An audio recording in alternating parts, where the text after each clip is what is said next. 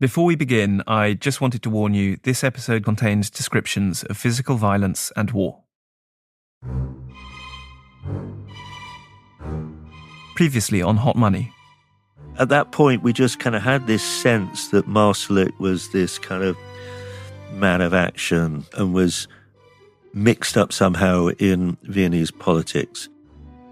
I know politics is corrupt, I know everything, I know that, I believe to know that, but this is too much. I hope that he will talk to you and you will be able to investigate on it, and perhaps misdeeds and misbehavior is stopped.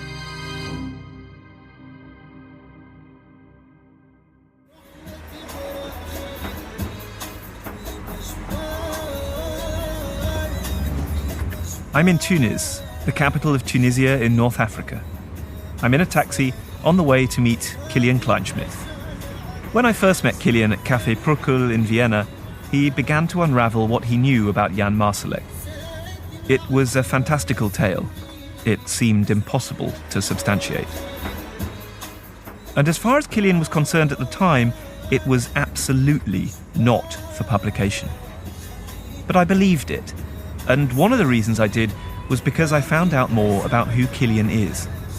Not just a fantasist, someone who should be taken deadly seriously. Merci, monsieur. Je vous en prie. Oui. Soyez bienvenue. Combien? We kept in touch, and now he's ready to talk to me on tape. I can't tell you exactly where he lives. In fact, we've put our phones in Faraday bags to come here, electromagnetic shields that will stop the phones giving away our location. Everything on this trip will be cash only. But what I'll say is it's a big private house on the edge of a fashionable area of the city. It's surrounded by a high white wall, like all the houses on this dusty street, and there are great clumps of magenta bougainvillea spilling over the top. It's this way.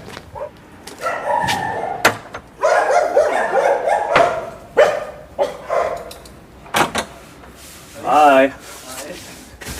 Kilian, I learned, has never led a conventional life. I'm not even sure he knows what one is.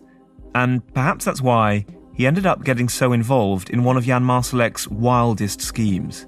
Something so left field that it helped me truly see Marsalek's ambitions. Something about the lives of tens of thousands of the world's most desperate people and how they might be controlled, used. I've often found that people who operate outside the mainstream can be weirdly drawn together, sometimes meeting in the ambiguous space between what the world deems to be good and bad. We tend to think that our values are at the core of us. But people on the edge, well, they can sometimes show us how fragile that notion can be. In this episode, we're going to hear Kilian's story and how he found himself in Jan Marsalek's world, one very close but very different to his own. I have said this or sensed this, that certain things in my life since then have gone terribly wrong, that I sometimes think this can't be a coincidence. I'm Sam Jones. From the Financial Times and Pushkin Industries, this is Hot Money, Season 3, Agent of Chaos. Episode 3, Thrill Seeking.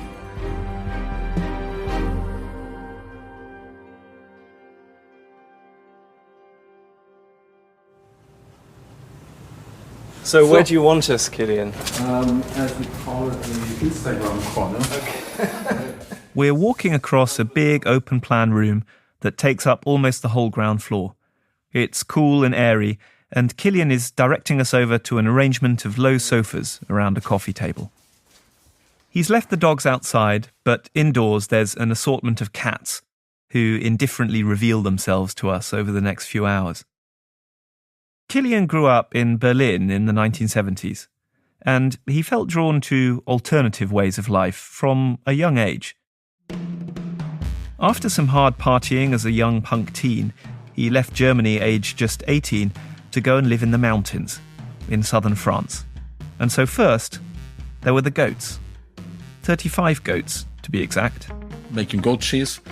which is a pain in the neck because you have to get up at 4 in the morning, 5 in the morning, milking these bloody goats. So your first job was as a goat farmer? Basically, yes. Later, he founded a housing cooperative, learned how to be a roofer, and picked up a series of odd jobs along the way. Worked as a stuntman. Somehow any movies we might know? Or? It was a TV series, Jeanne d'Arc. Jeanne d'Arc, as in Joan of Arc? Yes. Okay. But Kilian was still restless. He left France and he decided to tour Africa on a motorbike. And in doing that, he stumbled into humanitarian and peacekeeping work through a chance encounter over what else but drinks. I always tell people when they ask me, how did you do your career? I mean, how do you apply? And so I said, I go into bars. These are my favourite kind of stories. In a bar in Mopti, a city in Mali, Kilian met a young French couple. They were building a school, and he had those roofing skills, so he helped them out. And things just took off from there. He got more construction jobs in the aid world. His responsibilities grew. Eventually, Kilian became a trusted partner for the UN, working across Africa. He'd found the unconventional life he was looking for, but he'd yet to experience real danger. And then, one day, all that changed. In 1991, Kilian was 29 with a young family. They were living happily in Uganda. It was early in the morning, so he didn't hear them come in. 4 men, armed. He woke up, his wife next to him, with a Kalashnikov pressed against his head. Someone had told these 4 boys, really, that he had $30,000 hidden in the house. It was a setup. And then they did everything with me, what you can do to someone you try to get $30,000 from. As in, they beat you up, or? Beating me up, putting me against the wall and saying, now we shoot in your legs, now we rape your wife, now we just killed your gardener, by the way, we killed your cook, now we're going to kill your baby, then you hear our baby crying. I mean, in that moment, did you think you were going to die? Yes. Because there are 4 guys looking for something they don't get, getting increasingly agitated and angry. And I said, that's it. They turned the house upside down. The money, of course, wasn't there, but for whatever reason, they didn't kill Kilian. In fact, thankfully, they didn't kill anyone. They just left Kilian badly beaten up. The horror of that experience would have broken most people, and maybe it did Kilian, but not how you would expect. I guess most other people, or many other people, would think, okay, that's it. I'm moving back to the Pyrenees with my wife and my young child. I'm guessing that you didn't do that. Yeah, that's kind of correct. My wife said, I had it, I need a break. Somehow then she left for Canada for many months. And I went and said, now I need to go into it. I need to deep dive into violence. And he did. In the coming years, Kilian would put himself, using his connections in the UN, into the most dangerous places he could. When the fighting died down in one place, he moved somewhere else, often somewhere with an even more challenging humanitarian situation. South Sudan, Somalia, Zaire, Sri Lanka. He describes days hiding in swamps while being hunted by militias. I was surrounded by war. I was surrounded by guns. Everything I was in fact afraid of was there plentiful. I mean, I had sort of transformed from the soft goat-keeping hippie guy into a tough sort of manager in the middle of the war. I mean, transformation goes pretty fast, I must say. He told me about one time his compound in Mogadishu was attacked. When we get out of the bunker, security says it's all over. But there's one guy lying in the street in an army uniform, and too late they realize he's a suicide bomber. And he pulls the trigger, and then vroom, and then sort of all the body parts fly over the wall and like rain between us. So today, when there's a dead mouse somewhere, that's when everything comes back. That's when the images come back of dead bodies on the road. In another story he tells me, It's the height of the battle for control of Mogadishu, when he and a few others climb up onto the roof of the hotel where they're staying at dusk. A heavy orange sun is in the sky. So we were sitting there with a few people having a beer or whiskey or so, which we still managed to get, and watching the fighting. I mean, it was crazily wild, pervertly romantic in the same time. Like watching Apocalypse Now or something, seeing the Black Hawks and other choppers flying into the sunset, and then you're again fighting somewhere and shooting, and then you're sitting on your roof and you're having your whiskey.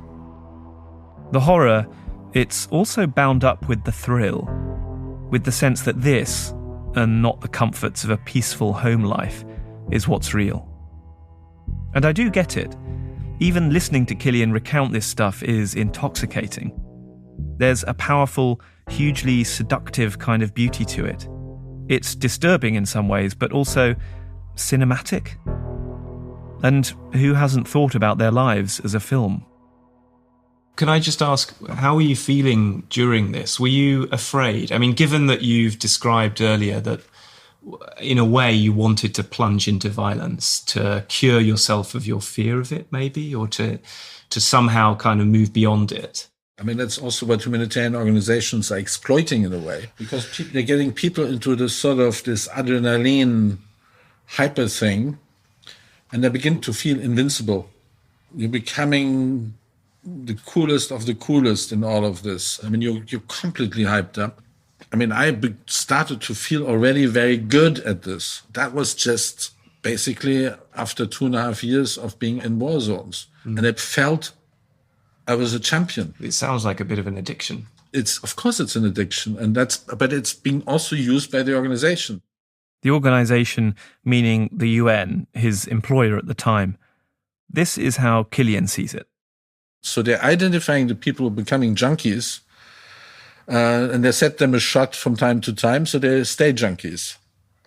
You don't get the chance to cool down and get back to your family. I mean, I had a family at the time, sitting in Nairobi. But recuperation becomes stressful because nobody understands you. I mean, your colleagues become your friends and your family. They understand what it means. When you say, well, we had an IED, we had an improvised explosive device, or we had a VBIID, they understand what it means. Yes, there has been a car bomb. Nobody else understands. Nobody understands the feeling of what it means. Kilian climbs the UN ladder, but over time he finds his maverick methods rub up against an increasingly bureaucratic organisation. And the way humanitarian work is funded is changing too. NGO and government budgets are going down. The private sector, institutions and individual wealthy donors are becoming more important than ever. Over time, Kilian begins to feel that perhaps he should at least try a more normal way of life. So after 3 decades, finally in 2014, Kilian decides to leave the UN. He settles in Vienna, as far as he can settle, and launches an aid consultancy. A burgeoning migrant crisis on Europe's borders, and in the Balkans in particular, means he's in high demand. But he doesn't exactly thrill to the work. European governments are mostly looking to find short-term domestic solutions for the problem. They don't want to do the hard stuff, tackling it at its source in Africa and the Middle East. The consultancy work is all about fundraising, meetings with stakeholders, tra-la-la over canapes and PowerPoints. It's not a very Kilian kind of world. Enter Jan Marsalek. It was around this time that an Austrian lobbyist, government-connected, got in touch. He tells Kilian, I want you to meet someone. I have a client called Jan Marsalek. He's the COO of Wirecard, but this is in his private capacity. He wants to contribute to the stabilization of Libya.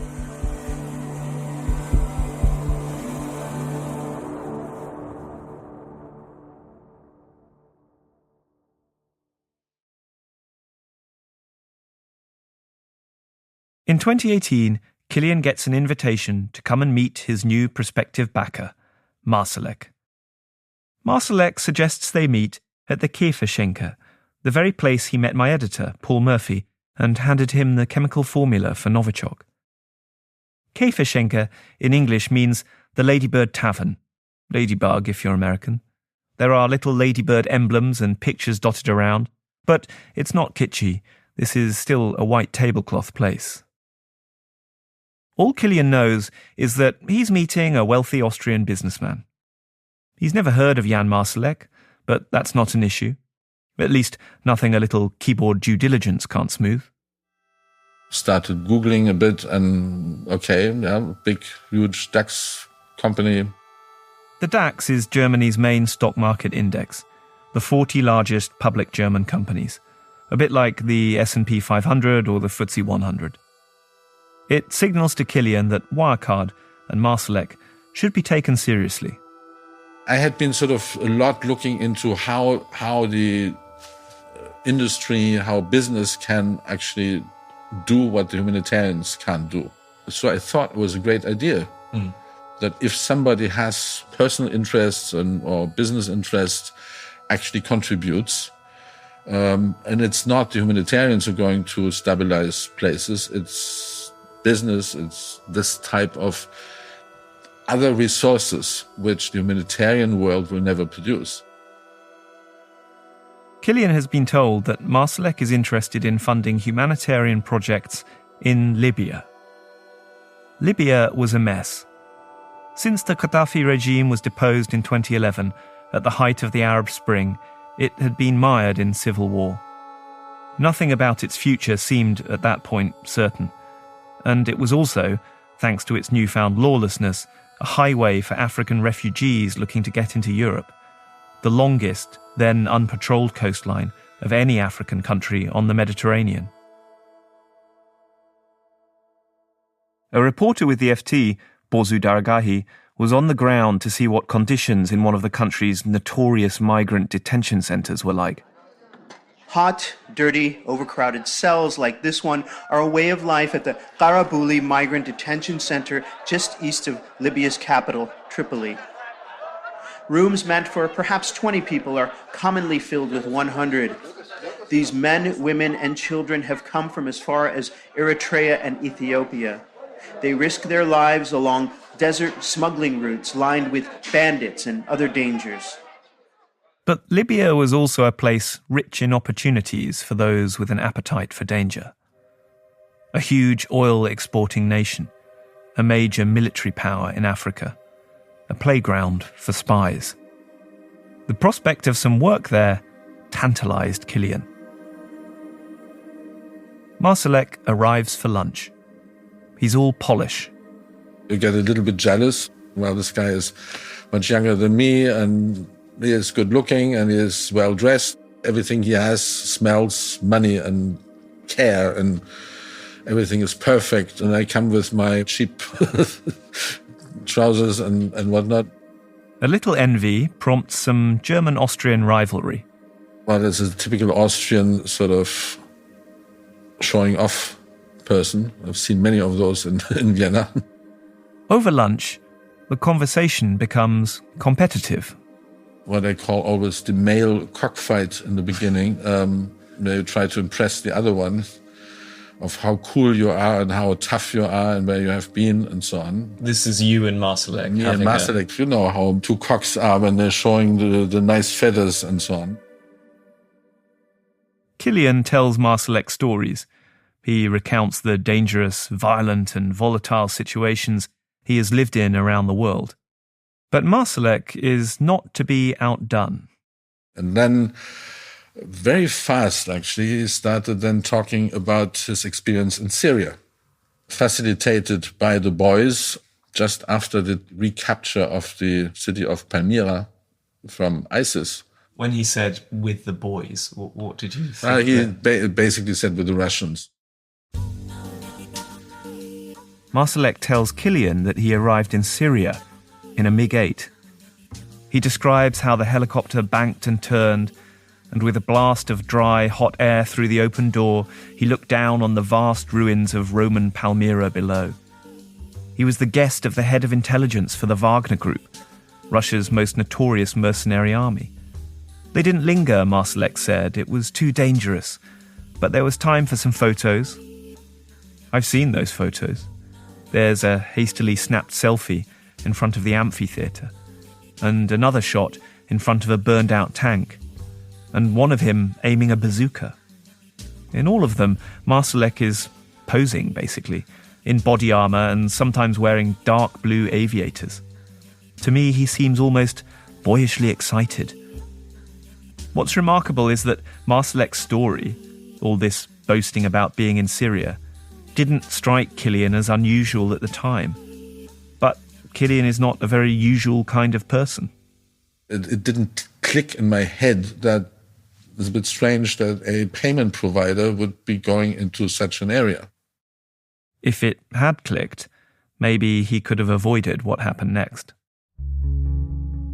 I can only assume Kilian wasn't taken aback because of the way Marsalek framed the story. He told Kilian that when he saw war-ravaged Syria for himself, he realised he wanted to stop that kind of thing from happening elsewhere, like in Libya.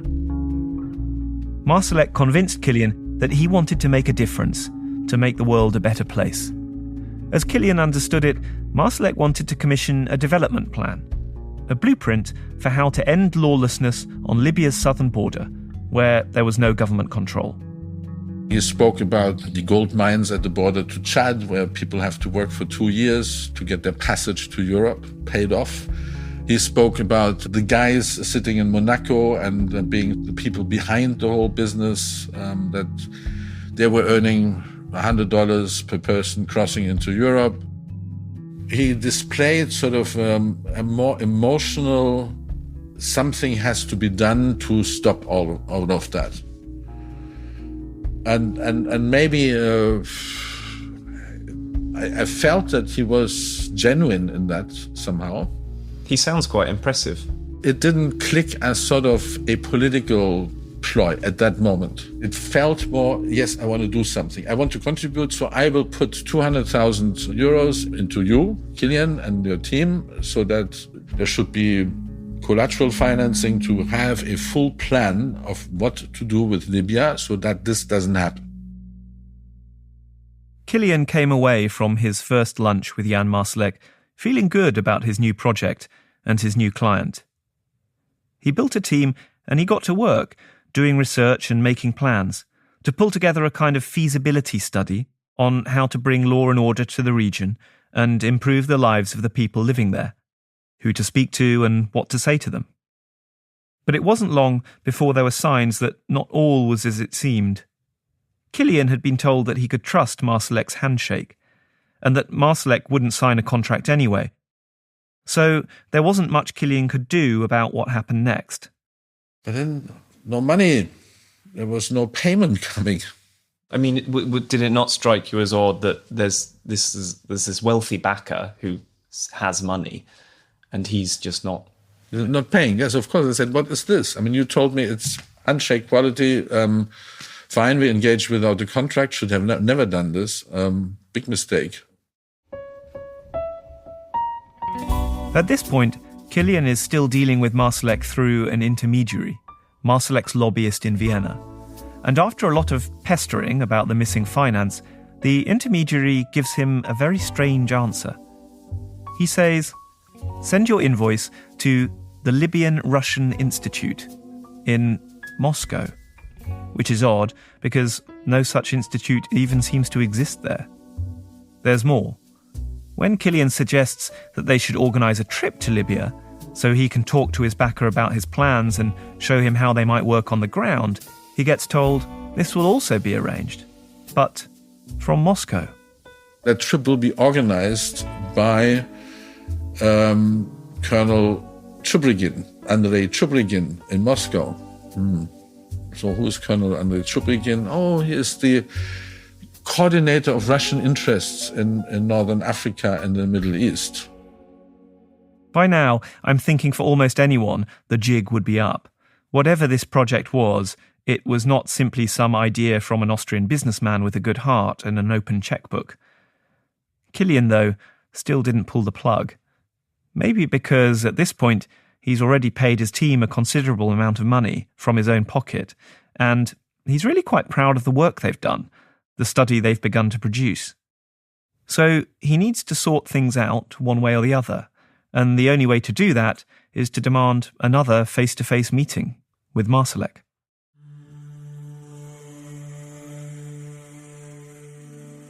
And that's how, in February 2018, Kilian finds himself standing on a street corner in a wealthy district of Munich. On the opposite side of the street is the Russian consulate. He's waiting directly outside a grand 4-story Gründerzeit 19th century villa. One of these big mansions you will find in Vienna, you will find in Munich, you will find in all the Central European cities where very wealthy business families built this at some point. It's so big, he struggles to figure out how to get in. There doesn't seem to be a doorbell. When somehow the doors of the villa, they open mysteriously.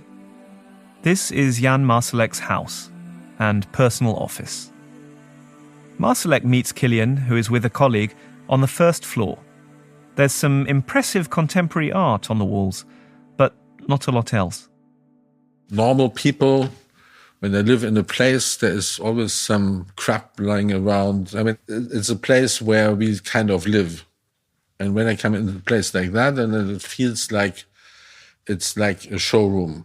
It's nothing personal. They enter a capacious meeting room. There's a spread of coffee, juices and biscuits. They make small talk and then they get down to business. But it doesn't go well. Marsalek was visibly bored. He sort of treated us as little boys who come up with ridiculous humanitarian crap. Basically said, this is all child's stuff. This is children's stuff. This is too small. I was thinking big projects, big industries. I mean, he basically dismissed what we had done. But Marsalek is excited about something else. He's got a video he wants to show Kilian. I have, in German, they say geil, I mean exciting, a video material. Geil, in this context, I think you'd probably best translate as sexy, cool. Marsalek seems pretty psyched up about it. It's a video filmed using some new military equipment. Body cams worn by soldiers. Body cams worn by Wagner, the Russian mercenary army. Marsalek is interested in getting some of these cameras for his own purposes. He boasts to Kilian that the content of the video is shocking. I can't show it because the boys are killing all the prisoners. So it can't be used in public. Because the video is graphic footage of people being murdered. Yes. But it's great footage and so on. It's pity, basically, we can't show it. But let's talk about all this after the meeting. What were you thinking when he was saying that? I said, oh shit. I mean, there's something going on here. Kilian finally begins to understand that this humanitarian project is not at all what it seems. Trying to move things on from the video, Kilian asks how this relates to their work. The answer chills Kilian. He says Marsalek told him, what I want really is to convert militia men into border guards. 15,000, 20,000, something big, and we train and equip them and so on. He wants to create a military force in Libya, a border guard that would stop migrants crossing into or out of Libya. He wants to equip it and fund it and control it. That was sort of a key moment where I said, there is something very wrong. Afterwards, Kilian replayed that meeting over and over in his head. He asked himself, who is Jan Marsalek really? He couldn't come up with a clear answer, and perhaps, since his invoices were still open, he didn't want to. But there was something about the whole situation which made him think that Marsalek might not just be a wealthy fantasist. That he might be serious about these proposals, and he might even have the means to achieve them. He tried to ignore that feeling until he couldn't. It really sort of clicked completely later that year, I think October, November. That's when Kilian bumped into a military contact who had also been working on the side with Marsalek. He tells him, Kilian, with Jan, one cannot work. He's too close to the Russians. So from that point onwards, and that's late 2018, here I am with something where I know there's a lot more to the whole story.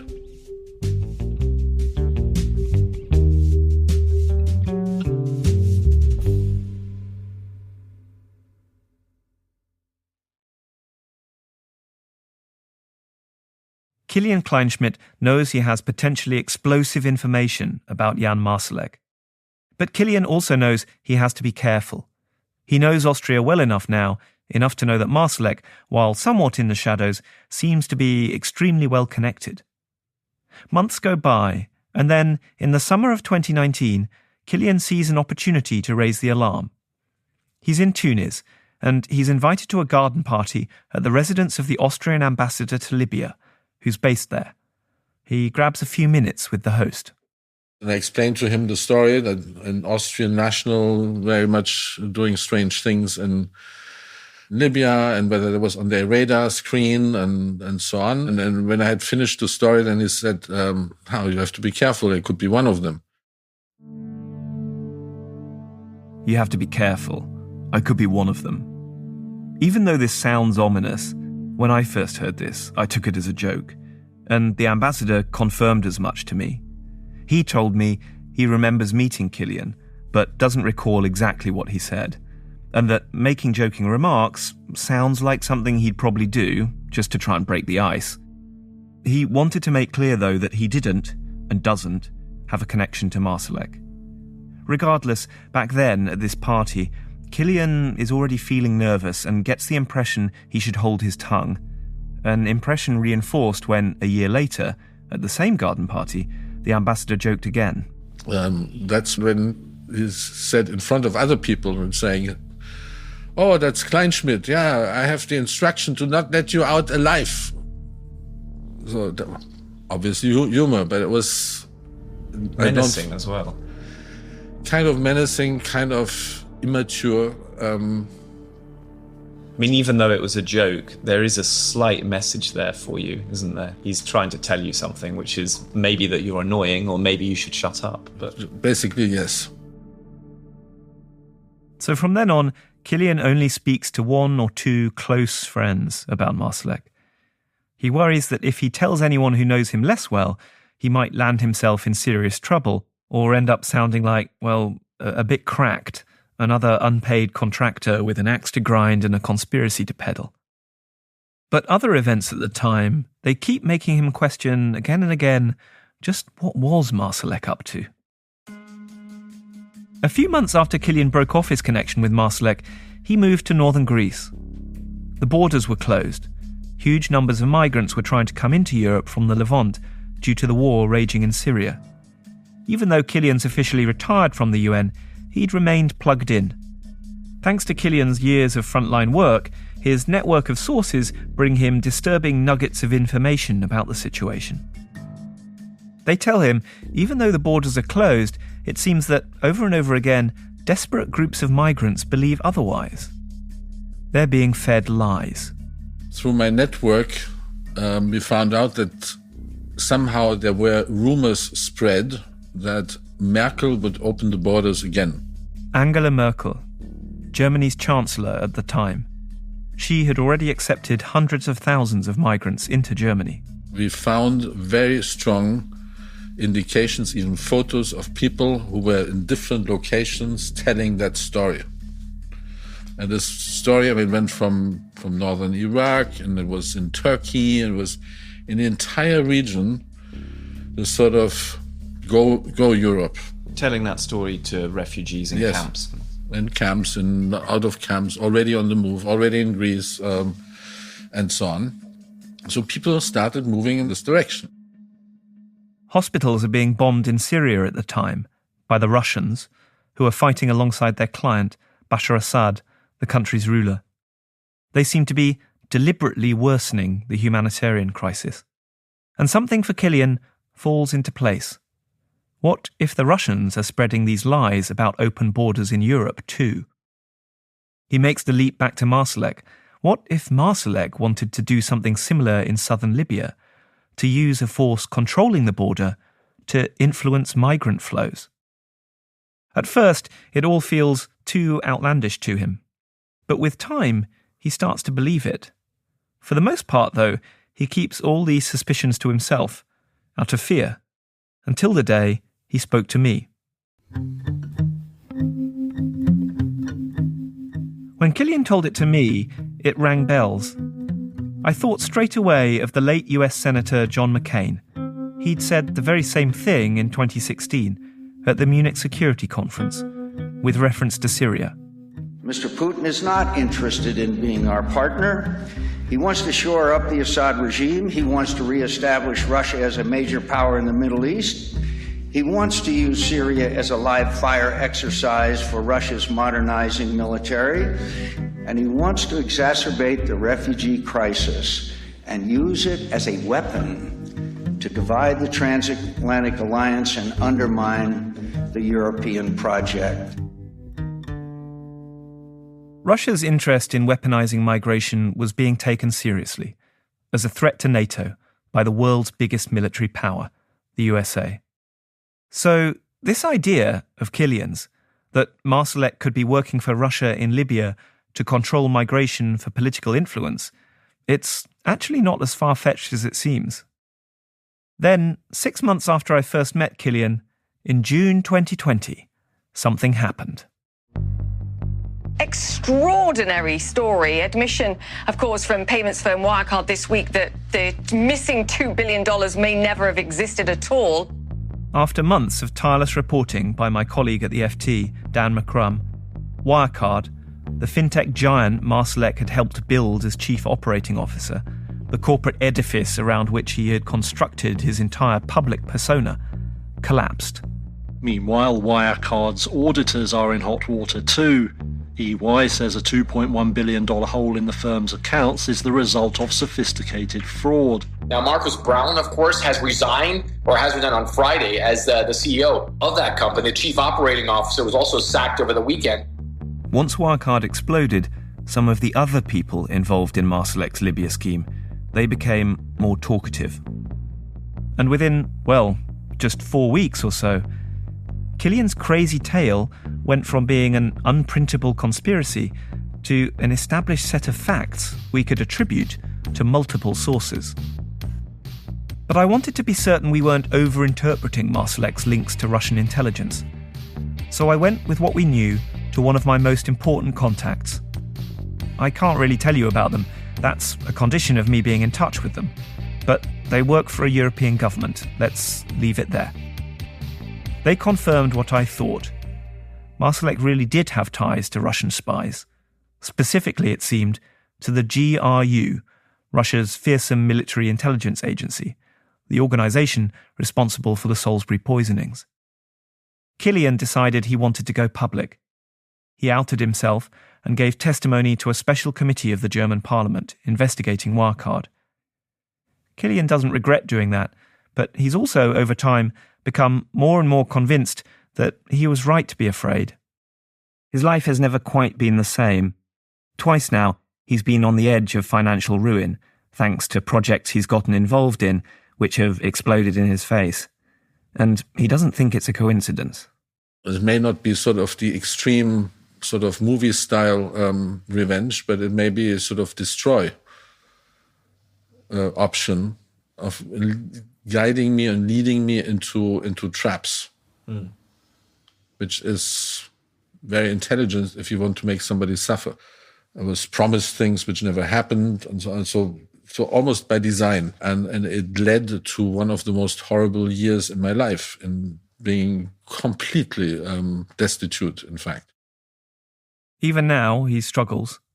He keeps being approached by odd characters, people connected to Russia, who seem to be trying to lure him into misadventures. For all his experience, his bravery, and his force of personality, Kilian still ended up vulnerable. What Kilian revealed about Marsalek was, it still is, wild. But it wasn't the end of the story at all. It was really just the beginning. It was a revelation that triggered as many questions as it answered. Was Marsalek working exclusively for the Russians? Was he a kind of freelancer? Did the Wirecard fraud involve Russia too? What did Russia want from Marsalek? The obvious person to ask, of course, was Marsalek himself. Except we couldn't. On June 17th, 2020, with Wirecard's management, employees and shareholders still reeling from the fact that billions were missing, Jan Marsalek told colleagues he was urgently flying to Manila, where the money was supposed to have disappeared.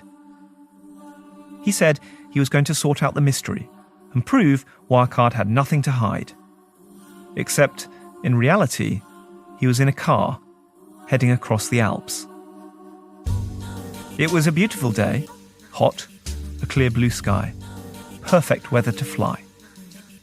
Bad Würzlau Airport is a small regional airstrip in Austria, used mostly by amateur aviators.